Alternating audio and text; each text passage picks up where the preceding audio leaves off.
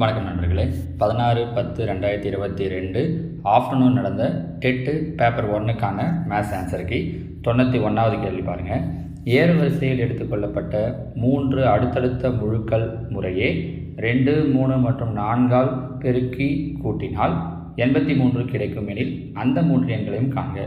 முதல் விஷயம் என்ன சொல்லியிருக்காங்க அப்படின்னா, ஏறு வரிசையில் அமைந்த அடுத்தடுத்த 3 முழுக்கள். அப்போது 5, 6, 7, 6, 7, 8, 7, 8, 9, 8, 9, 10 எல்லாமே ஏறு வரிசையில் இருக்கக்கூடிய அடுத்தடுத்த நம்பர் தான். ஸோ அதிலேருந்து நம்ம எந்த ஆப்ஷனும் ஒமிட் பண்ண முடியாது. அடுத்து என்ன சொல்கிறாங்க அப்படின்னா, அதை முதல் நம்பரை 2ஆல், அடுத்து 3ஆல், அடுத்து 4ஆல், அதனால் மல்டிப்ளை பண்ணி ஆட் பண்ணணும்னு சொல்லியிருக்காங்க. இப்போ தான் ஆப்ஷன் ஏ எடுத்துக்கிறோம் அப்படின்னா, ஃபஸ்ட்டு 2ஆல் மல்டிப்ளை பண்ணணும். 2 10, அடுத்து 6 3ஆல், 6 3 18, 7 4ஆல், 7 4 28. கூட்டினா என்ன வரணும்னு சொல்லியிருக்காங்க அப்படின்னா 83 வரணும்னு சொல்லியிருக்காங்க. கூட்டினா 83 வரல. என்ன வரும்? 8 16 மீதி 1 56ன்னு கிடைக்கும். இது கிடையாது. அதே மாதிரி அப்போ இந்த ஆப்ஷன் இல்லை.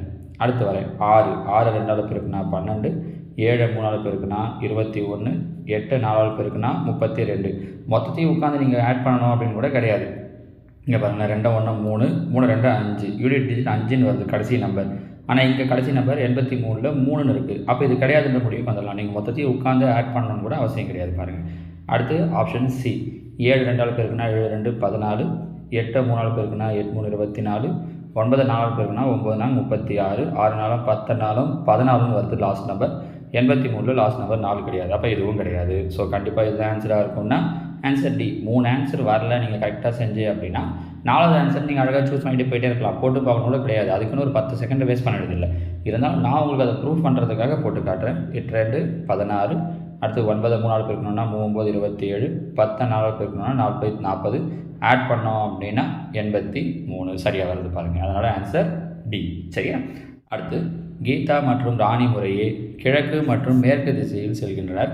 இருவருக்கும் இடையே ஏற்படும் கோண அளவு பாருங்களேன். நமக்கு இது சென்டர் பாயிண்ட் வச்சுக்கோங்களேன். ஒருத்தங்க கிழக்கு திசையில் போகிறாங்க ஈஸ்ட்டில், இன்னொருத்தங்க மேற்கு திசையில் போகிறாங்க வெஸ்ட்டில். இதுக்கு நடுவில் இருக்கிற கோண அளவு கேட்குறாங்க. அப்போ இது ஸ்ட்ரெயிட் லைன். ஸ்ட்ரெயிட் லைன் போது இது ஸ்ட்ரெயிட் லைனுக்கு மேலே இருக்கிற கோண அளவு என்னவாக இருக்கும்னா 180 டிகிரியாக இருக்கும். So answer D 180 degree. டியில் கொடுத்துருக்காங்க, கீழே தெரியும். சப்போஸ் இதே கேள்வியில் அவங்க ஒருத்தங்க ஈஸ்ட் சைடில் போகிறாங்க, ஒருத்தவங்க நார்த்தில் போகிறாங்க அப்படின்னு சொல்லியிருந்தாங்கன்னா ஈஸ்ட்டுக்கும் நார்த்துக்கும் அப்போ நடுவில் எத்தனை டிகிரி இருந்திருக்கும் அப்படின்னா 90 டிகிரி. கரெக்டாக? 2 பேரும் ஒரே டைரெக்ஷனில் போகிறாங்க, இவங்களும் இப்போ ஈஸ்ட்லேயே போகிறாங்க அப்படின்னா அப்போ நமக்கு என்ன வந்திருக்கும் அப்படின்னா 0 டிகிரி. ஏன்னா ஒரு கொஷினோட சேர்ந்த மற்ற விஷயங்களையும் தெரிஞ்சு வச்சுக்கிட்டிங்கன்னா தான் அந்த மாடலில் வேறு ஏதாவது கேட்குறாங்கன்னா ஆன்சர் பண்ண முடியும். So option D 180 degree. சரியா? அடுத்த ஃபைண்ட் த மிஸ்ஸிங் நம்பர். விடுபட்ட எண்ணை தேர்ந்தெடுக்கன்னு கேட்டிருக்காங்க. இதில் என்ன லாஜிக் யூஸ் பண்ணியிருக்காங்க அப்படின்னு பார்த்தீங்கன்னா ஒன்றுமே இல்லை. இப்போ இங்கே பாருங்கள், இங்கே 3 24 ஆப்போசிட்டில் இருக்கிற நம்பர்ஸ். 3 24, 3 24 பெருக்குனீங்க அப்படின்னா 72, 2 36 மல்டிப்ளை பண்ணோம் அப்படின்னா 72, 12 6 மல்டிப்ளை பண்ணோம் அப்படின்னா 72. அப்போ 4 கூட எந்த நம்பரை மல்டிப்ளை பண்ணால் 72 வரும் அப்படின்னு பார்த்தோன்னா போதும். 4 கூட 18 மல்டிப்ளை பண்ணிங்க அப்படின்னா 72. So answer B. நீங்கள் ரொம்பலாம் சிரமப்பட வேண்டாம், ஒரு வேலை செய்யலாம். இப்போ 72 4ஆல் டிவைட் பண்ணி என்ன கிடைக்குது அப்படின்னு பார்த்தீங்கன்னாலும் சரிதான். இல்லை கீழே இருக்கிற ஒரு நம்பர் கூடயும் 4 மல்டிப்ளை பண்ணி பார்த்து 72 வருதா அப்படின்னு செக் பண்ணிங்கனாலும் சரிதான். சரிங்களா? So answer option B 18. 94 பாருங்கள். கொடுக்கப்பட்டுள்ளவற்றில் எது நேர்கோணத்திற்கு சமம்? 60 டிகிரின்றது குறுங்கோணம், 70 டிகிரி குறுங்கோணம், 95 டிகிரி விரிகோணம், அப்டியூஸ் ஆங்கிள். அப்போ 180 டிகிரின்றது தான் நேர்கோணம். இப்போ சொன்னோம் பார்த்தீங்களா, 180 டிகிரின்னு சொன்னோம் பாருங்கள். இந்த 180 டிகிரிங்கிறது என்னென்னு சொல்லுவோம்னா நேர்கோணம் சொல்லுவோம். 2 கோணங்கள் ஒன்றுத்தோட ஒன்று மேலே பொறுத்தது அப்படின்னா 0 டிகிரி பூஜ்ஜிய கோணம் அப்படின்னு சொல்லுவோம். கோணங்களுடைய வகைகளை பற்றி நம்ம சொல்லும்போது உங்களுக்கு இருக்கிற எல்லா அந்த டைப்ஸ் ஆஃப் ஆங்கிள்ஸையும் நான் உங்களுக்கு சொல்கிறேன். சரியா? அடுத்ததான் 95. மிகப்பெரிய 8 இலக்க எண்ணிலிருந்து மிகச்சிறிய 5 இலக்க எண்ணை கழித்தால் கிடைக்கும் எண்.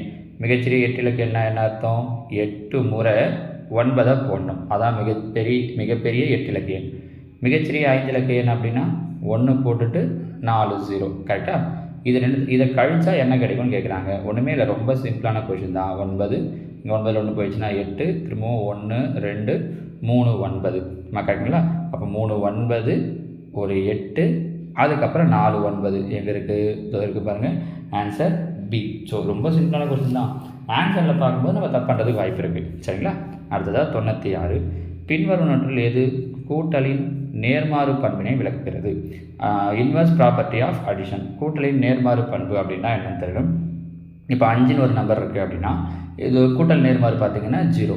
இது கூட எதை ஆட் பண்ணால் நமக்கு 0 வரும்னு பார்த்தோன்னா -5. ஸோ அதோட கூட்டல் நேர்மாறு 5 -5 அந்த மாதிரி வந்தால் ஆன்சர் என்ன வரணும் அப்படின்னா 0 வரணும். அதுதான் என்னென்னு சொல்லுவோம் அப்படின்னா கூட்டல் நேர்மாறு அப்படின்னு சொல்லுவோம். சரிங்களா? அப்போ அதுபடி பார்த்தீங்க அப்படின்னா ஃபஸ்ட்டு ஆப்ஷனே அதான் இருக்குது பாருங்கள். 1/9ன்றது ஒரு நம்பர், அதோட நேர்மாறு -1/9, ரெண்டுத்தையும் ஆட் பண்ணோன்னா 0 கிடைக்குது. அப்போ இதுதான் கூட்டலுடைய நேர்மாறு பண்பை நிறைவு செய்யுது. மீதி இருக்கிற விஷயங்களையும் சொல்லலாம் நம்ம. ஏன்னா எந்தெந்த பண்புன்னு தெரிஞ்சுக்கிறது நல்லது. 1/9 + 1/9 = 2/9ன்னு சொல்லியிருக்காங்க. இது என்னன்னு சொல்லுவாங்க அப்படின்னா க்ளோசர் ப்ராப்பர்ட்டின்னு சொல்லுவாங்க. அடைவு பண்பு, கூட்டலின் அடைவு பண்பு. அதாவது 2 விகிதமுறை எண்களை எடுத்துக்கிட்டு கூட்டும்போது மறுபடியும் அதே மாதிரி ஒரு விகிதமுறை எண்ணே கிடைக்கணும். எல்லாத்துக்கும் இது போதும். இங்கே அவங்க விகிதமுறை எண்ணில் சொல்லியிருக்கிறது தான் உங்களுக்கு அதையே சொல்கிறேன். இதை க்ளோசர் ப்ராப்பர்ட்டின்னு சொல்லுவோம். 1/9 + 0 = 1/9. இந்த 0ங்கிறத கூட்டல் சமணி அப்படின்னு சொல்லுவோம். அடிட்டிவ் ஐடென்டிட்டி அப்படின்னு இங்கிலீஷில் சொல்லுவாங்க. கூட்டல் சமணி, அதாவது 0 கூட எந்த நம்பரை ஆட் பண்ணாலும் அதே நம்பர் கிடைக்கும் அப்படிங்கிறது தான் அந்த கூட்டல் சமணிங்கிறது. -0 அப்படிங்கிறத பொதுவாக நம்ம இது பண்ண மாட்டோம். சரிங்களா? ஸோ இந்த அடைவு பண்பு கூட்டல் சமணி அப்படிங்கிற விஷயத்தையும் தெரிஞ்சு வச்சுக்கோங்க. அடுத்ததாக கீழ்கண்ட வடிவங்களில் எது அதிகமான சமச்சீர் கோடுகளை கொண்டுள்ளது? நம்ம சமச்சீர் கோடுகளை பற்றி முன்னாடி ஒரு வீடியோவில் சொல்லியிருக்கேன். முன்னாடி ஒரு டெட்லேயே கூட இதே மாதிரியான ஒரு கொஸ்டினை கேட்டிருக்காங்க. அப்போ நம்ம சமச்சீர் வடிவ கோடு அப்படின்னா என்னன்றதையும் சொல்லியிருக்கோம். இதில் பார்த்திங்கன்னா சதுரத்துக்கு மொத்தம் 4 சமச்சீர் கோடு இருக்குது, செவ்வகத்துக்கு 2, வட்டத்துக்கு எண்ணிக்கையற்ற சமச்சீர் கோடுகள் இருக்குது, சாபக்க முக்கோணத்துக்கு 3 இருக்குது. ஸோ இதில் எது அதிகமான சமச்சீர் கோடுகளை கொண்டுள்ளது அப்படின்னா வட்டம் தான். சமச்சீர் கோடுன்றது ஒன்றும் இல்லாமல் இப்போ சதுரம் இருக்குன்னா இப்படி ஒரு கோடு போட்டால் இந்த 2 பார்ட்டும் ஒரே மாதிரியே இருக்கும். இப்படி போட்டாலும் இந்த 2 பார்ட்டும் ஒரே மாதிரி, இப்படி டயகனல் சைடில் போட்டாலும் ஒரே மாதிரி இருக்கும். இதுதான் என்னென்னு சொல்லுவோன்னா சமச்சீர் கோடுகள். மொத்தம் 4 கோடுகள் போடலாம் அப்படிங்கிற மாதிரி. அதே மாதிரி செவகத்துக்கு பார்த்தீங்க அப்படின்னா இப்படி ஒரு செவகம் இருக்குது அப்படின்னா இப்படி ஒரு கோடு போட்டாலும் இந்த 2 பார்ட் ஈக்குவலாக இருக்கும். இங்கே கோடு போட்டாலும் இது இந்த பார்ட்டும் இந்த பார்ட்டும் ஈக்குவலாக இருக்கும். சாபக்க முக்கோணம் எடுத்துக்கிட்டாலும் அப்படி தான் 3 கோடுகள் போடலாம். ஸோ அதுக்கு 3. ஆனால் வட்டம் மட்டும் பார்த்தீங்க அப்படின்னா எத்தனை இடத்துல நீங்கள் அந்த மையம் வழியாக போட்டு பிரிச்சிங்கனாலும் அந்த நீங்கள் பிரிக்கிற 2 பார்ட்டுமே எப்படி தான் இருக்கும்னா ஒரே மாதிரியாக தான் இருக்கும். அதனால தான் வட்டத்துக்கு எண்ணிக்கையற்ற சமச்சீர் கோடுகள் உள்ளன. அடுத்த பாருங்கள். மேற்கண்ட படங்களில் எந்த 3 நேரிடப்பட்ட பகுதியின் பரப்புகள் சமம்? ஒரு 4 படம் கொடுத்துருக்காங்க. அதில் எந்த 3 சமம்னு கேட்குறாங்க. இப்போ இங்கே பாருங்களேன், பியில் ஒரு படம் கொடுத்துட்டாங்க, கியூவில் ஒரு படம் கொடுத்துருக்காங்க. நல்லா கவனிங்க. இங்கே பியில் இருக்கிற இந்த பார்ட்டு 1, 2, 3, 4 இது 4த்தையும் தான் எடுத்து அப்படியே இங்கே 4 பார்ட்டாக வச்சுருக்காங்க பாருங்கள். கரெக்டாக அதே 4 பார்ட்டு தான் இங்கே 6லையும் எடுத்து நடுவில் மீட் பண்ணுறது மாதிரி வச்சுருக்காங்க. கரெக்டாக? ஆனால் எஸ்ஸில் பார்த்தீங்கன்னா அந்த மாதிரி வைக்கல. அப்போது அவங்க கேட்குறது எந்த படம் ஒரே மாதிரியாக இருக்குது, பரப்பளவு சமமாக இருக்குது அப்படின்னு கேட்குறாங்க. அப்போ முதல் 3 படம் தான் பரப்பளவில் சமமாக இருக்குது. ஸோ PQR அப்படிங்கிறது தான் இந்த கேள்விக்கான சரியான விடை. சரியா? 99. வட்டப்பரிதியின் ஒரு பகுதி டேஷ் ஆகும். வட்டப்பரிதினா அது வட்டத்தை கோடு இருக்குது பார்த்தீங்களா, அது வட்டம் போடுறோம் பார்த்தீங்களா, அந்த கோடு தான் வட்டப்பரிதிவும். வட்டப்பரிதில் இருக்கக்கூடிய ஒரு பகுதி. உதாரணத்துக்கு 4 எடுத்துக்கிறோன்னா வட்டத்துக்கு மேலே இருக்கிற 2 புள்ளியை இணைக்கக்கூடிய கோடு தான் 4. இது 4ங்கிறது வட்டப்பரிதியோடைய பகுதி கிடையாது. இது தனி ஒரு லைன். பரிதியை டச் பண்ணும், அவ்வளோதான். அப்போ இது ஆன்சர் கிடையாது. விட்டம்ங்கிறது மையம் வழியாக போகக்கூடிய நான், அதுவும் ஒரு நான் தான், ஆனால் மையம் வழியாக போகும். அப்போ அதையே விளக்கம் தான். 4க்கு என்ன சொன்னமோ அதே மாதிரி தான்றதால விட்டமும் கிடையாது. வட்டவில் அப்படின்னா இது எப்படி இருக்குன்னா, இப்போ நம்ம இங்கேருந்து இந்த குறிப்பிட்ட பார்ட் எடுத்துக்கிறேன்னா இது பார்த்திங்கன்னா அந்த பார்ட் வரைக்கும் வரக்கூடிய இந்த லைனை தான் வட்டவில்னு சொல்லுவோம். அப்போ வட்டப்பரிதியுடைய மேலே இருக்கக்கூடிய ஒரு பகுதி தான் வட்டவில். அவங்க அதுதான் கேட்குறாங்க. வட்டப்பரிதியுடைய ஒரு பகுதி வட்டவில், சர்க்குலர் ஆர்க் அப்படிங்குவாங்க. ஆரம் அப்படிங்கிறது தான் விட்டமாவது 2 பாயிண்ட் டச் பண்ணும், ஆரம் மையத்துலேருந்து ஒரு பாயிண்ட் தான் டச் பண்ணும். அப்போ ஆரங்கிறதும் வட்டப்பரிதி மேலே கிடையாது. அதெல்லாம் வட்டப்பரிதியை தொடக்கூடிய புள்ளிகள். சரியா? அடுத்ததாக 100. படத்தில் BOC + COA என்பது இதே மாடலை யூஸ் பண்ணி எத்தனாவது கேள்வி மட்டும் பாருங்கள். BOC COA அப்போ என்னென்னா இது ஃபுல்லாக என்ன ப்ளஸ் தானே கொடுத்துருக்காங்க, இந்த கோடு முழுக்க. அப்போ இந்த கோடு முழுக்கன்னா மொத்தம் எத்தனை டிகிரி வருது? 180 டிகிரி. இப்போ தான் சொன்னோம் 180 டிகிரினா அந்த கோணத்தை என்னன்னு சொல்லுவோம் அப்படின்னா நேர்கோணம். பாருங்கள், நேர்கோணன்ற விஷயத்தை வச்சு இந்த கொஸ்டின் பேப்பர்லேயே இது வரைக்கும் நம்ம 3 கேள்வி பார்த்துருக்கோம். சரிங்களா? சில தேர்வுகளில் பார்த்திங்கன்னா அந்த மாதிரி கேட்டுருவாங்க. நம்ம படித்த ஒரே டாபிக் 2-3 கேள்வியில் அமைஞ்சிருச்சு அப்படின்னா ரொம்ப ஈஸியாக மார்க் எடுத்துடலாம் பாருங்கள். சரிங்களா? 101, 3, 10, 17, 24, 31, 213 என்ற கூட்டுத்தொடர் வரிசையில் இறுதி உறுப்பிலிருந்து 14வது உறுப்பு எது அப்படின்னு கேட்டிருக்காங்க. இந்த கொஸ்டினை பொறுத்த வரைக்கும் இது கூட்டுத்தொடர் வரிசையில் வரக்கூடியது. அவங்களுக்கு கூட்டுத்தொடர் வரிசையை பற்றி தனியாக ஒரு வீடியோவே போடுவேன். அப்போ நிறைய ஷார்ட்கட்ஸ் சொல்லுவேன். அதில் ஒரு ஷார்ட்கட்டே இப்போ நான் சொல்கிறேன் பாருங்கள். இறுதி உறுப்பிலிருந்து 14வது உறுப்புன்னு கேட்டிருக்காங்க. ஃபார்முலா யூஸ் பண்ணி போகிறத விட அப்படி இல்லாமல் நீங்கள் ஒரு சின்ன ஐடியா தெரிஞ்சிங்கன்னா உங்களுக்கு இது ஈஸியாக இருக்கும். என்னென்னா பாருங்களேன், 3 கூட 7 கூட்டினா 10, 10 கூட 7 கூட்டினா 17, 17 கூட 7 கூட்டினா 24. அப்போ 7 ஆட் பண்ணிகிட்டே போயிருக்காங்க. கரெக்டாக? இப்போ இதுவே நம்ம ரிவர்ஸில் வரோம் அப்படின்னா அப்போ என்னவாக இருக்கும்? 7 மைனஸ் ஆகிருக்கும். கரெக்டுங்களா? கடைசி நம்பர் என்ன இருக்குது? 213. இதுலேருந்து 7 கழித்தோம் அப்படின்னா 206. 206ல் 7 கழித்தோம் அப்படின்னா 199.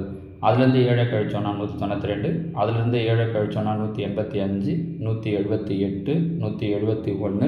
இப்படியே நம்ம 7 கழிச்சிட்டே வந்தோம்னா 164, 157, 150, 143, 136, 129, 122. பார்த்திங்கன்னா இந்த 122 தான் எத்தனையாவது உறுப்பாக இருக்கும் அப்படின்னா அவங்க கேட்ட 14, 1, 2 நீட்டே வந்தீங்கன்னா இதுதான் 14வது உறுப்பாக இருக்கும். So answer option C 122. இப்படியும் போடலாம். ஏன்னா 15, 20 உறுப்பு வரைக்கும் கேட்குறாங்க அப்படின்னா நீங்கள் 7 தப்பு இல்லாமல் மைனஸ் பண்ணிட்டு வந்தீங்க அப்படின்னா ஃபார்முலாவே தெரியல அப்படின்னா கூட போடலாம். இல்லை சார் எனக்கு ஃபார்முலா யூஸ் பண்ணி தான் போடணும் அப்படின்னாலும் இது ஒன்றும் பெரிய விஷயம் கிடையாது. லாஸ்ட்லேருந்து சீக்வன்ஸை நம்ம எடுத்துக்கலாம். 213லேருந்து இப்போ என்ன ஃபார்முலா யூஸ் பண்ணுவோம் அப்படின்னா 14வது உறுப்பு கேட்டிருக்காங்க இல்லையா, டிஎன்னுக்கான ஃபார்முலா டிஎன் = a + n - 1 × டிங்கிறது தான் ஃபார்முலா. ஏங்கிறது ஃபஸ்ட்டு டேர்ம். இப்போ நம்ம எங்கேருந்து எடுத்துக்க போகிறோம்னா ரிவர்ஸ்லேருந்து எடுத்துக்க போகிறோம். நீங்கள் ஃபஸ்ட் டேர்ம்னா 3 எடுக்கக்கூடாது. ரிவர்ஸில் எடுக்கிறதால 213 தான் இப்போ ஃபஸ்ட்டு டேர்ம். 213 + n - 1. என்னங்கிறது அவங்க எத்தனாவது உறுப்பு கேட்டிருக்காங்களோ அது 14. அப்போ 14 - 1னா 13 × டிங்கிறது பொது வித்தியாசம். இப்போ தான் சொன்னோம் இல்லையா, முன்னாடி இருந்து 7 ஆட் பண்ணியிருக்காங்க. அப்போ பின்னாடி இருந்து என்ன பண்ணியிருப்பாங்கன்னா 7 சப்ராக்ட் பண்ணியிருப்பாங்க. மைனஸ் பண்ணியிருக்கிறதால -7. பாருங்கள், 13 7 பெருக்கிறோம். 13 7 பெருக்கணும் அப்படின்னா 91. ஏற்கனவே இங்கே ப்ளஸ் இருக்குது. அப்போ ப்ளஸ் இன்ட்டு மைனஸ் என்னவாயிடும்னா -91. அப்போ 213 91 மைனஸ் பண்ணுறோம் அப்படின்னா 122. ஸோ நீங்கள் இந்த மாதிரி ஃபார்முலா யூஸ் பண்ணி போகிறதுனாலும் போடலாம். எனக்கு ஃபார்முலா ஞாபகம் வரல சார், இல்லை அவ்வளோ தூரம்லாம் ஞாபகம் வச்சுக்க முடியாதுன்னா இப்போ நம்ம கொஞ்சம் முன்னாடி சொன்னது மாதிரி ரிவர்ஸில் நம்பர் எழுதிட்டே வந்தீங்க. ஆனால் என்ன விஷயம்னா தப்பு இல்லாமல் எழுதிட்டு வரணும். அப்படி எழுதிட்டு வந்தாலும் ஈஸியாக சொல்லலாம். சரியா? அடுத்ததாக பாருங்கள், ராஜாவிடம் ரூபாய் 58,500 உள்ளது. அதனை விஜய், விமல், வினோத் மற்றும் விக்கிக்கு இடையே 3:6:5:4 என்ற விதத்தில் பகிர்ந்தளிக்கிறார். இவர்களுக்கு யாருக்கு அதிகமான தொகை கிடைக்கும்? ஒன்றுமே இல்லைம்மா, 4 பேருக்கு பிரித்து கொடுக்குறாங்க. எந்த ரேஷியோன்னு சொல்லிட்டாங்க. பாருங்கள், இது 3 பங்கு, இவருக்கு 6 பங்கு, இவருக்கு 5 பங்கு, இவருக்கு 4 பங்கு. அப்போ யாருக்கு அதிகமாக கிடைக்கிது? 6 பங்குன்றது தான் அதிகம் 2வது ஆளுக்கு. இதில் அவங்க சொல்லியிருக்கிற 2வது ஆள் யார்? விமல். அப்போ யாருக்கு அதிக பங்கு கிடைக்கும் அப்படின்னா விமலுக்கு. அவங்க எவ்வளோன்னுலாம் கேட்கல, யாருக்கு அதிகமாக கிடைக்கும் எவ்வளோன்னு கேட்டிருந்தாங்கன்னா நம்ம அதுக்கப்புறம் அந்த வேலைகள்லாம் செஞ்சுருக்கணும். இங்கே அப்படி கிடையாது. சப்போஸ் இதே கேள்வியில் யாருக்கு குறைவாக கிடைக்குதுன்னு கேட்டிருந்தாங்கன்னா இதை பாருங்கள், 3ங்கிறது தான் குறைவானது. அப்போ யாரை சொல்லியிருப்போம்னா விஜயை சொல்லியிருப்போம். சரிங்களா? ரொம்ப சிம்பிளான கொஷின். அடுத்தது, அபியிடம் 20 ஆரஞ்சு பழங்கள் உள்ளன. இதில் 10 ஆரஞ்சு பழங்கள் வீணாகிவிட்டது. மீதமுள்ளதில் 4 ஆரஞ்சு பழங்களை சாப்பிட்டான் எனில் அவனால் சாப்பிடாத ஆரஞ்சு பழங்களின் பின்ன மதிப்பு. மொத்தம் 20 இருக்குமா? 20ல் 10 முடிஞ்சிச்சு, வீணாயிடுச்சு. அப்போ 10 போயிடுச்சு. மீதி எத்தனை தான் இருக்குன்னா இப்போ என்கிட்ட 10 இருக்குது. அதில் அவங்க எத்தனை சாப்பிட்றாங்க அப்படின்னா 4 சாப்பிட்றாங்க. கரெக்டாக? மீதி இருக்கிற 10ல் 4 சாப்பிட்றாங்க. அவங்க என்ன கொஷின் கேட்டிருக்காங்க அப்படின்னா என்கிட்ட சாப்பிடாமல் இருக்கக்கூடிய ஆரஞ்சு பழனுடைய பின்னத்தின் மதிப்பு. 10ல் நான் 4 சாப்பிட்டேன். அப்போ மீதி எத்தனை இருக்கும் அப்படின்னா 6 இருக்கும். இதோட பின்ன மதிப்புன்னு கேட்குறாங்க. So 6/10ன்றது answer. கேன்சல் பண்ண முடிஞ்சால் பண்ணலாம். 2ஆம் வாய்ப்பாட்டில் 3 2 6, 5 2 10. ஸோ ஆன்சர் 3/5 எங்கே இருக்குது? இது பாருங்கள், ஆப்ஷன் சி. ரொம்ப எளிமையான கேள்வி தரலாம். சரிங்களா? அடுத்ததாக, ஒரு பின்னத்தின் தொகுதியை 50% அதிகரித்தும் பகுதியை 20% குறைத்தால் அந்த பின்னமானது 3/5 மாறுகிறது எனில் அசல் பின்னத்தின் மதிப்பு. இந்த கேள்விக்கு ஆப்ஷன் வந்து போடலாம். பாருங்கள், ஏற்கனவே இப்போ இதே 16/10 4 கொஸ்டின் பேப்பரில் சொல்லும்போது இதே மாதிரி பின்னத்தை யூஸ் பண்ணி தான் கேட்டிருந்தாங்க. ஒன்று கூட்டுறோம் கழிக்கிறோம் அப்படின்ற மாதிரி. அங்கே ஆப்ஷன் வந்து சொல்ல முடியாதுன்னு சொன்னோம், ஏன்னா அவங்க சிம்ப்ளை பண்ணி கொடுத்துருந்தாங்க. இங்கே அந்த மாதிரி இல்லாமல் ஆப்ஷன் வந்து யோசிச்சாலே பண்ண முடியும். பாருங்கள், தொகுதியை 50% அதிகரிக்கிறாங்களாம். இப்போ எங்கள் உதாரணத்துக்கு இந்த நம்பர் எடுத்துக்கிறேன், 4/25 கொடுத்துருக்காங்க ஃபஸ்ட் ஆப்ஷனில். 50% அதிகரிக்கிறேன்னா என்ன அர்த்தம்? 4ன்னு இருக்குது, அதில் பாதி 50% தான் அர்த்தம், பாதி 4ல் பாதி 2, அப்போ கூட்டினா 6 பை பகுதியை 20% குறைக்கிறாங்க. அப்போ 25ல் 20% பார்க்கணும். 25ல் 10%னா 2.5, நம்ம ஏற்கனவே சொல்லியிருக்கோம். கரெக்டாக ஒரு ஸ்தானம் தள்ளி புள்ளி வைக்கணும். அப்போ 20% அப்படின்னா 2 × 2 5. இதுலேருந்து என்ன பண்ணுறாங்களாம், அப்போ 5 கழிக்கிறாங்களாம். 25ல் 5 போயிடுச்சு அப்படின்னா 20. கேன்சல் பண்ண முடியுமான்னு பாருங்கள். 2 வாய்ப்பாட்டில் 3 2 6 5 2 20 3/10 கிடைக்குது. ஆனால் அவங்க என்ன கிடைக்கணும்னு சொல்லியிருக்காங்க, 3/5. அப்போ இது ஆன்சர் கிடையாது. அடுத்த ஆப்ஷனுக்கு வருவோம். 8/25. மேலே என்ன பண்ண சொல்லியிருக்காங்க, 50% அதிகரிக்க சொல்லியிருக்காங்க. அப்போ 8ல் 50%, அதாவது பாதி வந்து 4. 8ஐயும் 4ஐயும் கூட்டினேன்னா 12. 25ல் 20%, இப்போ தான் பார்த்தோம் 5. 25ல் 5 போயிடுச்சுன்னா 20. அப்போ 4ஆம் வாய்ப்பாட்டில் அடிக்கலாம் பாருங்கள். 3 12 5 20. அவங்க சொன்ன ஆன்சர் வந்திருக்கா 3/5. அப்போ நம்மளோட ஆன்சர் 8/25. இப்படி ஆப்ஷன் வந்து சூஸ் பண்ணுறது அப்படிங்கிறது உங்களுக்கு இன்னும் ரொம்ப எளிமையாக இருக்கும். சரியா? அடுத்து 105வது கேள்வி பாருங்கள். இந்த கேள்வி பார்த்தீங்கன்னா 8th புக்கில் இருக்கக்கூடிய மாடல்மா. அதிலிருந்து அப்படியே நமக்கு கொஷின் கேட்டிருக்காங்க. இதே சேம் மாடல் தான் அங்கே சொல்லியிருப்பாங்க, பிக் பேங் குறியீடு அப்படின்னு சொல்லிட்டு. கொஷின் மட்டும் அது புக்கில் இல்லாமல் வேறு கொஷினை கேட்டிருக்காங்க. ஆனால் ஐடியா எல்லாம் ஒன்று தான், ஒன்றுமே இல்லை. இங்கே வாங்க, நான் இப்போ இங்கேருந்து வரேன். இந்த மேலே என்ன பண்ணியிருக்காங்கன்னா, அதோ இந்த மாதிரியான ஏபிசிலேருந்து இசட் வரைக்கும் கொடுத்துருக்காங்க. கரெக்டாக ஒரு மாடல் போட்டு இதுலேருந்து அவங்க கீழே நான் கொஷின் வந்தால் இன்னும் உங்களுக்கு ஈஸியாக இருக்கும். ஃபஸ்ட்டு பாருங்கள், இங்கே என்ன கொடுத்துருக்காங்க அப்படின்னா இந்த மாதிரி ஒரு பாக்ஸ் கொடுத்துருக்காங்க. இப்போ இங்கே கொடுத்துருக்குற இந்த 4த்தில் இந்த பாக்ஸ் எந்த இடத்துல கரெக்டாக வருதுன்னு பாருங்கள். உதாரணத்துக்கு இதோ பாருங்கள், ஈயில் பாருங்கள். ஈயில் இதோ அதே மாதிரி பாக்ஸ் இருக்கா? சரியா? நீங்கள் கேட்கலாம், சார் எண்ணில் கூட இதோ அதே மாதிரி பாக்ஸ் வருதே சார் அப்படின்னா, எண்ணில் என்ன பிரச்சனைனா கீழே ஒரு டாட் வச்சுருக்காங்க பாருங்கள். உங்களுக்கு தெரியுதா? எண்ணுக்கு கீழே என்ன வச்சுருக்காங்கன்னா ஒரு டாட் வச்சுருக்காங்க. அப்படின்னா இந்த பாக்ஸுக்குள்ளே டாட் வச்சுருந்தா அது என்னோட வேல்யூ, வெறும் பாக்ஸ் இருந்துச்சுன்னா ஈயோடைய வேல்யூ. அப்போ வெறும் பாக்ஸ் இருக்கிறதால இது ஈயோட வேல்யூ. அடுத்தது இங்கே பாருங்கள், ரெண்டாவது இப்படி போட்டு உள்ளாடி ஒரு டாட், லெஃப்ட் சைடில் ஓப்பனில் இருக்குது, உள்ளே டாட் இருக்கணும். இங்கே பாருங்கள், லெஃப்ட் சைடில் ஓப்பன் இருக்குது, உள்ளே டாட் இருக்கணும். இங்கே கூட டீயில் கூட லெஃப்ட் சைடில் ஓப்பன் இருக்குது, ஆனால் டாட் இல்லை, அதனால் டீ கிடையாது. அப்போ எது தான் வரும் அப்படின்னா எக்ஸு, இஎக்ஸ். அடுத்து பாருங்கள், இந்த எல் மாதிரி இருக்குது. எல் மாதிரி எங்கே வருதுன்னு பாருங்கள். அது நேரம் டாட் இருக்கக்கூடாது, இது வருது பாருங்கள், ஏவில் அந்த மாதிரி இருக்குது. அப்போ இஎக்ஸ்ஏ. அடுத்தது 4வது இப்படி ஒரு பாக்ஸ் போட்டுட்டு இந்த பாக்ஸுக்குள்ளாடி டாட்டு, பாக்ஸ் போட்டுட்டு இதை பாருங்கள், எம் பாருங்கள், பாக்ஸ் போட்டுட்டு பாக்ஸுக்குள்ளாடி டாட்டு. அப்போ இஎக்ஸ்ஏஎம். ஃபஸ்ட்டு 4 எழுத்துக்கு அப்போ 4 குறியீடுக்கு என்ன தெரிஞ்சிச்சு அப்படின்னா எக்ஸாம்னு தெரிஞ்சிச்சு. ஒருவேளை கீழே அவங்க ஆப்ஷனில் எக்ஸாம்ன்றத ஒரே ஒரு இடத்துல தான் கொடுத்துருக்காங்கன்னா நீங்கள் அப்படியே முடிவுக்கு வரலாம். இங்கே ஆக்சுவலாக 2 இடத்துல கொடுத்துருக்காங்க, அதனால் மீதியும் கண்டுபிடிச்சிடலாம். கேப் விட்டுருக்காங்க, ஸ்பேஸ்னு அர்த்தம். அப்போ இது அப்போ இங்கே வரும், இந்த டாட் இந்த மாதிரி போட்டுட்டு உள்ளாடி டாட் இருக்குது. எங்கே இருக்குதுன்னு பாருங்கள், இதோ பியில் இருக்குது பாருங்கள், பி. அப்போது இந்த கேப் விட்டுட்டு இங்கே பி. அடுத்தது எல்ல இந்த ரிவர்ஸில் போட்ட மாதிரி எங்கே இருக்குது, அதுவும் மறுபடியும் என்ன தான் வருதுன்னா ஏ தான். அப்போ பி ஏ. அடுத்து இந்த பாக்ஸ் எங்கே இருக்குதுன்னு பார்த்தோன்னா இதோ இருக்குது பாருங்கள், டியில். அப்போ பிஏடி.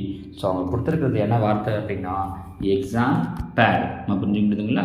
ஸோ எக்ஸாம் பேட், இந்த ஃபஸ்ட் ஆப்ஷனே அதை தான் வச்சுருக்காங்க பாருங்கள், எக்ஸாம் பேட் அப்படிங்கிறது தான் அப்போ நம்மளோட ஆன்சர். ஒருவேளை அவங்க எக்ஸாம்ன்றதை ஒரே இடத்துல வச்சுருந்தாங்கன்னா 2வது அதுக்கு போகவே நீங்கள் கண்டுபிடிச்சிருக்கலாம். ஆனால் டியில் பார்த்தீங்கன்னா ஃபஸ்ட் ஆப்ஷன் எக்ஸாம்னே வச்சுருக்காங்க. ஸோ அதனால் நம்ம மொத்தமாக தான் செய்கிறது மாதிரி இருக்கும். சரியா? அடுத்ததான் 106. டேஷ் மற்றும் டேஷ் ஆகிய ஆங்கில பெரிய எழுத்துக்களின் நேர்கோட்டை பொறுத்து சமச்சீர், ஆனால் 90 டிகிரி கோணத்தை பொறுத்து சுழற்றும் போது அவைகள் இடமாற்றி கொள்ளும் எனில் அவைகள். கீழே ஒரு 4 ஆப்ஷன் கொடுத்துட்டு என்ன சொல்லியிருக்காங்க அப்படின்னா நேர்கோட்டை பொறுத்து சமச்சீராக இருக்கணும். அதாவது இப்படி ஒரு கோடு போடுறோம் அப்படின்னா அந்த எழுத்து நம்மளால் என்ன பண்ண முடியும்னா 2ஆக பிரிக்க முடியும். உதாரணத்துக்கு எம்னு இப்படி போடுறேன்னா இப்படி கோடு போட்டோன்னா இது 2 ஈக்குவல் பார்ட்டாக பிரிக்கும். இது கூட இன்னொரு நம்பரையும் சொல்கிறாங்க, அது 2மே இப்படி ஈக்குவல் அப்படி பிரியணும். அதே மாதிரி அவை கோணத்தை பொறுத்து சுழற்றும் போது அவை, ஆனால் 90 டிகிரிஸ் கோணத்தை பொறுத்து சுழற்றும் போது அவைகள் இடமாறி கொள்ளும். அப்படி இருந்துச்சுன்னா அது எதுன்னு கேட்குறாங்க. இப்போ எண் இப்படி இருக்குது, எண்ணை நீங்கள் 2ஆக பிரிக்கணும், 2 ஈக்குவல் பார்ட்டு வராது. அதனால் கண்டிப்பாக இது கிடையாது.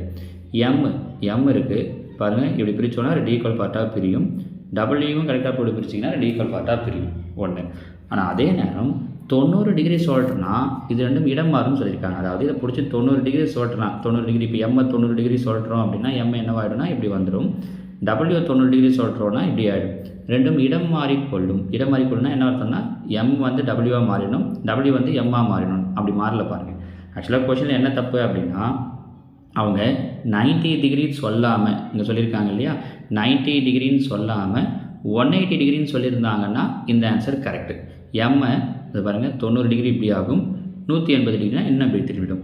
அதே மாதிரி டபிள்யூவை 90 டிகிரினா இப்படி ஆகிடும், 180 டிகிரினா இப்படி ஆகிடும். அப்போ எம்மும் டபிள்யூ இடம் மாறிட்டு இருக்கும். அப்போ டிகிரி அவங்க 180ன்னு சொல்லியிருந்தாங்கன்னா இந்த ஆன்சரை நம்ம சூஸ் பண்ணியிருக்கலாம்.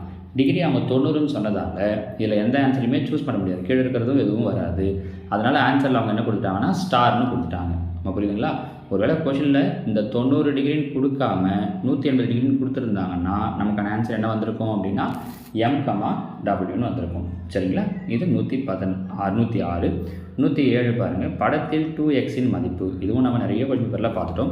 ஒரு நேர்கோடு இந்த கொஷின் பேரோட சொன்னோம், ஒரு நேர்கோட்டில் இருக்கிற 2 கோணத்தையும் கூட்டினா என்ன வரணும் அப்படின்னா 180 டிகிரி வரணும். கரெக்டாக? இது 2x, இது 4x. அப்போ கூட்டினா 6x. 1 6 6, 3 18. ஸோ எக்ஸோட வேல்யூ 30. அவங்க எக்ஸை கேட்கல, 2x கேட்குறாங்க. அப்போ 2ஆல் பெருக்கணும்னா 30 60 டிகிரி அப்படிங்கிறது தான் இந்த கேள்வியோட சரியான விடை. சரிங்களா? 108 பாருங்கள், மதிப்பிடுக 7/13 வகுத்தல் 5/4 கழித்தல் 3/13 இன்ட்டு 4/5. 7/13 வகுத்தல் 5/4ன்னு சொல்லியிருக்காங்க. முன்னாடி சொல்லியிருக்கோம் பாருங்கள், வகுத்தில் இருந்தால் பெருக்கலாக மாற்றிக்கலாம், அடுத்து வரக்கூடிய பின்னத்தை தலைகீழாக எழுதிக்கலாம். அப்போ பெருக்கல் 4/5. ஸோ 7 4 28, 13 × 5 65 மைனஸ் இங்கே கீழே பெருக்கலில் தான் இருக்கும் மொத்தமே. அப்போ 13 5 கீழே என்ன வந்துடும் அப்படின்னா 65. மேலே அப்படியே பெருக்கிறோன்னா 3 12. அப்போ 28ல் 12 போயிடுச்சு அப்படின்னா 16/65 எங்கே இருக்குது? இந்த ஆப்ஷன் சி 16/65. சரியா? அடுத்ததாக 109. இவ்வட்டவணையில் எக்ஸ் மற்றும் ஒய்க்கான தொடர்பு. ஆன்சர் வந்து யோசிச்சிங்க அப்படின்னா ஈஸியாக இருக்கும். ஃபஸ்ட் ஆப்ஷன் y = 4xன்னு கொடுத்துருக்காங்க. அதாவது என்ன அர்த்தம்னா எக்ஸை 4ஆல் பெருக்குனா y கிடைக்கும்ட்டு. அப்படி தான் கிடைக்குதான்னு பாருங்கள். எக்ஸை 4ஆல் பெருக்கணும். எக்ஸில் 1 இருக்குது, ஒரு நாள் 4 தான் வருது, ஆனால் இங்கே என்ன கொடுத்துருக்காங்கன்னா 3. அப்போ இந்த ஆன்சர் கிடையாது. ரெண்டாவது பாருங்கள், 4x + 3 1 4ஆல் பெருக்குனா 4 + 1னா என்ன கிடைக்குதுன்னா 5 கிடைக்குது, ஆனால் அவங்க 3 கொடுத்துருக்காங்க. அப்போ இதுவும் கிடையாது. அடுத்து பாருங்கள், 4x - 1 ஒரு நாள் 4 4ல் 1 போயிடுச்சுன்னா 3, அதுதான் கீழே இருக்குது. மீதியை கூட நம்ம செக் பண்ணி பார்த்துக்கலாம். இங்கே பாருங்கள், 2 8 8ல் 1 போயிடுச்சு அப்படின்னா 7, 3 12ல் 1 போயிடுச்சுன்னா 11, 4 16ல் 1 போயிடுச்சுன்னா 15. அப்போ என்ன ரிலேஷனில் அவங்க கொடுத்துருக்காங்கன்னா 4x - 1. சரிங்களா? கீழே இருக்கிற 3x + 1 போட்டிங்கனாலும் வராது, ஏன்னா 3 3 + 1 4ன்னு ஆகிடும். கீழே 3 இருக்குது, அப்போ இதுவும் கிடையாது. So answer C. சரிங்களா? அடுத்த 110. ஃபிபோனசி தொடரில் 10வது மற்றும் 12வது உறுப்புகளுக்கு இடையேயான வித்தியாசம். நம்ம ஏற்கனவே ஃபிபோனசி தொடரை வந்து 2-3 கொஸ்டின் பேப்பரில் சொல்லியிருக்கோம். 1 1ன்னு ஆரம்பிக்கும். கரெக்டாக? அடுத்த இடத்தையும் ஆட் பண்ணணும். 1 1 கூட்டினா 2, 1 2 கூட்டினா 3, 5 8 13 21 34 55 89 144ன்னு போய்கிட்டே இருக்கும். அவங்க கேட்குறது 10வது மற்றும் 12வது உறுப்புகளுக்கு இடையேயான வித்தியாசம். இப்போ இதில் பார்த்தீங்கன்னா 10வது உறுப்பு 55, 12வது உறுப்பு 144. கரெக்டாக? இது ரெண்டுத்தோட வித்தியாசம்னா அப்போ என்ன பண்ணணும் அப்படின்னா 144லேருந்து 55 மைனஸ் பண்ணணும். மைனஸ் பண்ணிங்க அப்படின்னா 89. So answer option A 89. சரியா? அடுத்ததாக 111. ஒரு செவ்வக வடிவ வீட்டு மனையின் நீளம் மற்றும் அகலங்கள் முறையே 27 × 10⁻³ மீட்டர், 64 × 10⁻6 மீட்டர் எனில் அதன் பரப்பளவு என்னன்னு கேட்டிருக்காங்க. செவ்வகத்தினுடைய பரப்பளவுக்கு ஃபார்முலா L × B. அப்போ இது ரெண்டுத்தையும் பெருக்கணும். பெருக்கும்போது ஃபஸ்ட்டு நம்பரை பெருக்கிடலாம். 27 64 ரெண்டுத்தையும் பெருக்கணுன்னா 1728ன்னு கிடைக்குது. இன்ட்டு பவரில் இருக்கிற ரெண்டுத்தையும் எனக்கு 10⁻³ 10⁻6. ஏற்கனவே ஃபார்முலா தெரியும், முன்னாடி வீடியோவில் கூட சொல்லியிருக்கோம். A/m × A/n-னா A/m + n எழுதலாம். அப்போ பவர் எடுத்து ஆட் பண்ணிக்கலாம். அப்போ 10 பவர் இங்கே 3 இங்கே 6 ஆட் பண்ணோன்னா 9.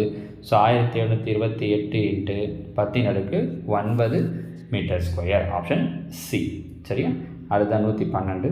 381 மற்றும் 635 ஆகிய எண்களால் வகுக்கும் பொழுது மீதியாக 11ஐ தரும் மிகச்சிறிய எண்ணை காண்க. இதில் என்ன பிரச்சனை அப்படின்னா நீங்கள் இந்த 1 ஆப்ஷன் வந்து செய்யணும் அப்படின்னா இந்த 2 நம்பரால் வகுத்து பார்க்கணும். இல்லை அப்படின்னா என்ன செய்யணும் அப்படின்னா மிகச்சிறிய எண் அப்படின்னும் போது எல்சிஎம் வச்சு போட்டு பார்க்கணும். சரிங்களா? என்ன பண்ணி பார்க்கலாம் அப்படின்னா நீங்கள் 635 வச்சு கூட வகுத்து பார்க்கலாம். ஏன்னா எல்லாமே 1900 தான் இருக்குது. கரெக்டுங்களா?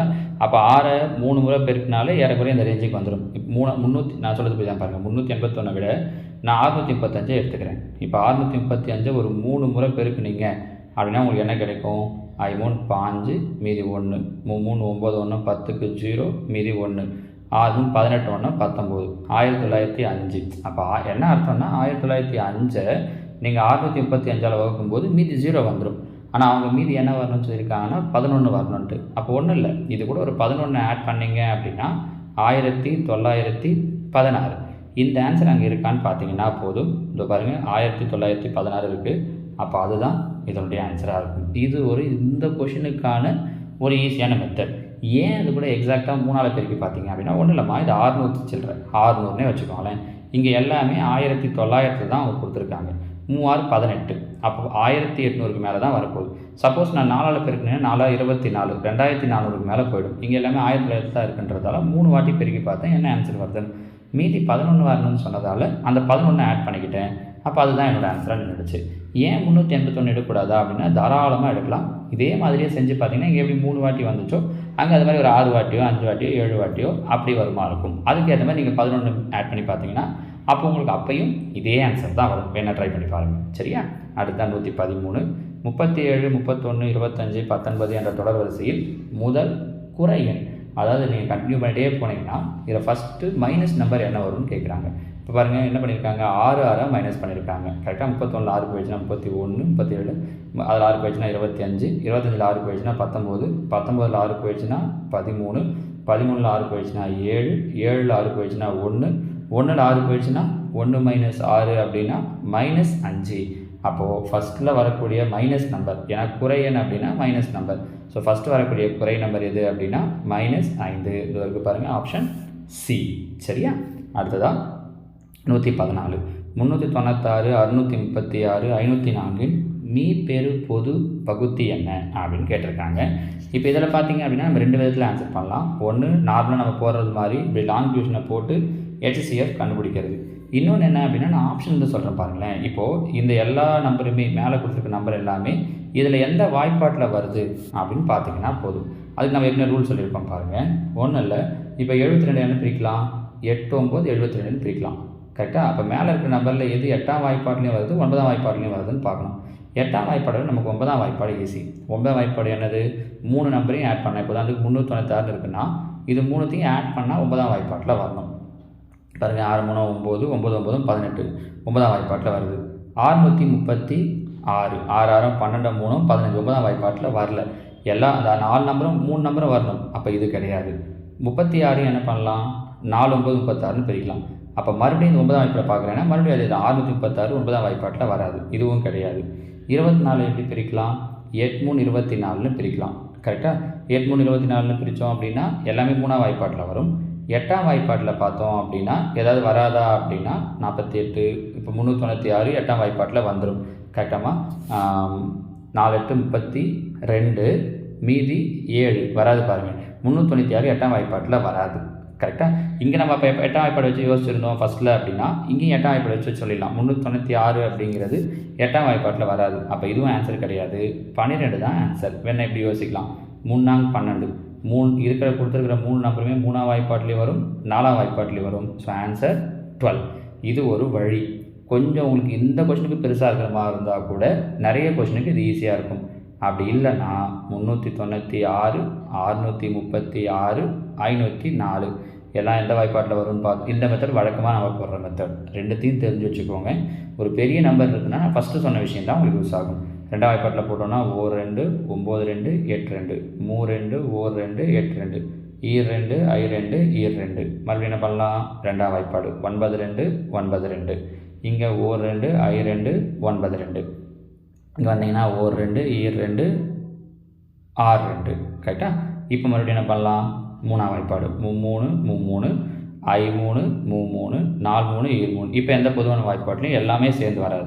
3 பொதுவான வாய்ப்பாட்டில் தான் செய்யணும், வராது. அப்போ 2 × 2 × 3 2 4 4 3 12. இதுவும் ஒரு வழி தான். சரிங்களா? இந்த கொஸ்டினுக்கு இது ஈஸியாக இருக்கிற மாதிரி தோணுச்சுன்னா தாராளமாக இந்த ஐடியா படியே செய்யலாம். சரிங்களா? அடுத்ததாக 115வது கேள்வி பாருங்கள். முக்கோணத்தின் கோணங்கள் 3x + 50 x + 20 2x - 10 எனில் எக்ஸின் மதிப்பு. ஒரு முக்கோணத்தோட 3 கோணத்தை கூட்டினா எவ்வளோ வரும்னா 180 டிகிரி. இங்கே பாருங்கள் 3x, இங்கே ஒரு 3x, இது ஒரு x, 4x, இது ஒரு 2x, அப்போனா 6x. நம்பர் பாருங்கள் 50 20 70, 70ல் 10 போயிடுச்சுன்னா 60, அப்போ +60. +60 ஈக்குவல் இந்த பக்கம் வருதுன்னா -60. 180ல் 60 போயிடுச்சு அப்படின்னா 120, அப்போ 6x = 120. 1 6 6, ஈரார் 12. ஸோ எக்ஸோட மதிப்பு என்ன கிடைக்குது அப்படின்னா 20 டிகிரி. சரிங்களா? பலகோணத்தின் பக்கங்கள் 6 எனில் அதன் மூலைவிட்டங்களின் எண்ணிக்கை இப்படிங்கிறது தான் 116வது கேள்வி.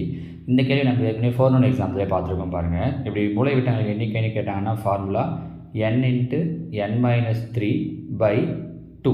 கரெக்டாக? நம்ம இது ஏற்கனவே 4-1 கொஸ்டின் பேப்பரில் இதை சொல்லியிருக்கோம். என்னங்கிறது எத்தனை பக்கங்கள் சொல்கிறாங்களோ அது. அப்போ 6 × n - 3, 6 - 3னா 3/2. 1 2 3 2 6, அப்போ 3 3 பெருக்கினா 3 9. அப்போ மூலைவிட்டங்களின் எண்ணிக்கை 9. Answer C. அடுத்து 117. சுவரின் அடியிலிருந்து 6 அடி தொலைவில் உள்ள ஏணியானது சுவரின் உச்சியை 8 அடி உயரத்தில் தொடுகிறது எனில் தேவையான ஏணியின் நீளம். இப்போ இங்கே பாருங்கள், இதுதான் தரை, இது சுவர். கரெக்டாக? இங்கே நான் ஒரு ஏணியை வைக்கிறேன் அப்படின்னா இந்த ஏணி இந்த சுவரை 8 மீட்டர் உயரத்தில் தொடுதான். இதோட அடி இங்கே தரையிலேருந்து எவ்வளோ தூரத்தில் இருக்குன்னா 6 அடியில். அப்போ இந்த ஏணியின் உயரம் என்னன்றது தான் கொஷின். பார்த்தோன்னா இது ஒரு செங்கோண முக்கோணம். செங்கோண முக்கோணம்னாலே பித்தாகரஸ் தியரம். பித்தாகரஸ் தியரம் என்ன சொல்லுது? கர்ணம் ஸ்கொயர் = எதிர்பக்கம் ஸ்கொயர் ப்ளஸ் அடுத்துள்ள பக்கம் ஸ்கொயர். அப்போ 8 ஸ்கொயர் பண்ணால் 64 ப்ளஸ் 6 ஸ்கொயர் பண்ணால் 36, ரெண்டுத்தையும் கூட்டினா 100. கர்ணம் ஸ்கொயருங்கிறது 100. அப்போ கர்ணம் என்னவாயிடும் அப்படின்னா 100க்கு ரூட் எடுக்கணும். 100க்கு ரூட் எடுத்தோன்னா 10. அப்போ அந்த ஏணியுடைய நீளம் என்னவாக இருக்கும்னா 10 அடி. சரியா? அடுத்ததான் 118. ஒரு வட்டத்தின் மையத்தையும் நாணின் நடுப்புள்ளியும் இணைக்கும் கோடு அந்த நாணிற்கு டேஷ். பாருங்கள், இது ஒரு வட்டம், இது வட்டத்தோட மையப்புள்ளி, இது நான். இந்த மையப்புள்ளி இதையும் இந்த நானோட மையப்புள்ளியையும் இதையும் நானோட நடுப்புள்ளி வட்டத்தோட மையம் இது ரெண்டையும் ஜாயின் பண்ணக்கூடிய இந்த கோடு கண்டிப்பாக எப்படி இருக்கும்னா இந்த நானுக்கு செங்குத்தாக இருக்கும். பெர்பெண்டிகுலர் 90 டிகிரியில் இருக்கும். அவங்க அதான் கேட்டிருக்காங்க. அப்போ ஆன்சர் செங்குத்து. இது அந்த இருசமக்கோடுன்ற ஆப்ஷனோட யோசிக்க முடியும். ஆனால் வார்த்தை நடுப்புள்ளி இணைக்கும் கோடு அந்த நான் இருக்குது அப்படின்னு கொடுத்துருக்காங்க. இதுவே அந்த நாணை அப்படின்னு சொல்லியிருந்தாங்கன்னா அந்த நாணை என்ன பண்ணும் அப்படின்னு கேட்டிருந்தாங்கன்னா இருசமக்கூறுன்னு சொல்லலாம். அந்த நான் இருக்குது அப்படின்னு சொன்னதால் செங்குத்து அப்படிங்கிறது ஆன்சர். சரியா? அடுத்த 119. ஆண்டிற்கு 5% என வட்டிக்கு விடப்பட்ட ஒரு தொகையின் 2 ஆண்டிற்கான கூட்டு வட்டிக்கும் தனி வட்டிக்கும் இடையேயான வித்தியாசம் ₹35 எனில் அத்தொகையின் மதிப்பு. 2 வருஷத்துக்கு கூட்டு வட்டிக்கும் தனி வட்டிக்கும் இடையான வித்தியாசத்துக்கான formula D = P × R/100². Difference எவ்வளோ கொடுத்துருக்காங்க அப்படின்னா 35. P தெரியாது, அதுதான் கேட்டிருக்காங்க. R எவ்வளோ சொல்லியிருக்காங்கன்னா 5%. அப்போ 5/100². 1 5 5, 2 5 10, 20. அப்போ 1/20². அந்த 20 இந்த பக்கம் கொண்டு வந்துட்டேன்னா ஏற்கனவே இங்கே 35 இருக்குது. ஸ்கொயர் அப்படிங்கிறதால 20 2 முறை வரும். 20 × 20, 2 4, 4 × 35 140, ஒரு 2 0. அப்போ அந்த அமௌண்ட் எவ்வளோவா இருக்கும்னா 14,000 14,000 இருக்கும். ஆனால் எந்த ஆன்சர்லையுமே அவங்க 14,000 கொடுக்கல. அதனால் இந்த கேள்வியை பொறுத்த வரைக்கும் எந்த ஆன்சர் போட்டிருந்தாலும் அவங்க மார்க் கொடுத்துருவாங்க. சரியா? அடுத்ததாக இந்த கொஸ்டின் பேப்பருடைய கடைசி கேள்வி. படத்திலிருந்து எக்ஸின் மதிப்பு. இதில் ஒரு விஷயம் தெரிஞ்சுக்கோங்க. இப்படி 2 கோடு போடுறாங்கன்னா என்ன அர்த்தம்னா இதுலேயும் ஒரு கோடு இதுலேயும் ஒரு கோடுனா இந்த 2 பக்கமும் சமம்னு அர்த்தம். 2 பக்கம் சமமாக இருக்குன்னா அதுக்கு எதிரில் இருக்கக்கூடிய கோணங்களும் சமமாக இருக்கும். அப்போ அப்படின்னா இது எக்ஸ் டிகிரினா இதுவும் என்னவாக இருக்கும்னா எக்ஸ் டிகிரி. முக்கோணத்தோட 3 கோணங்களில் கூட்டினா 180 டிகிரி. இது ஒரு எக்ஸ், இது ஒரு எக்ஸ், இது ஒரு 50. எக்ஸையும் எக்ஸையும் கூட்டினா 2x + 50. ஸோ இதோட வேல்யூ 180. ப்ளஸ் 50 இங்கே வந்துச்சுன்னா -50. 180ல் 50 போயிடுச்சு அப்படின்னா 130. வகுத்தில் இருக்க 2 இங்கே பெருக்கல் இருக்க 2 இங்கே வந்துச்சுன்னா வகுத்தல். 1 2 6 2 12, 5 2 10. அப்போ எக்ஸோட வேல்யூ என்ன கிடைக்குது அப்படின்னா 65 டிகிரி. எங்கே இருக்குது? Answer C 65 degree. ஓகேவா? ஸோ இதோட பார்த்தீங்க அப்படின்னா 16/10/2022 ஆஃப்டர்நூன் கேட்ட கொஷின் பேப்பரில் இருந்த மேத்ஸ் 90 to 120 வரைக்குமான எல்லா கொஷின்ஸுக்கும் ஆன்சர் எக்ஸ்ப்ளனேஷனோட சொல்லியிருக்கோம். 17ஆம் தேதி நடந்த கொஷின் பேப்பருக்கான எக்ஸ்ப்ளனேஷனை நான் அடுத்த வீடியோவில் சொல்கிறேன். ஓகேவா? தேங்க்யூ.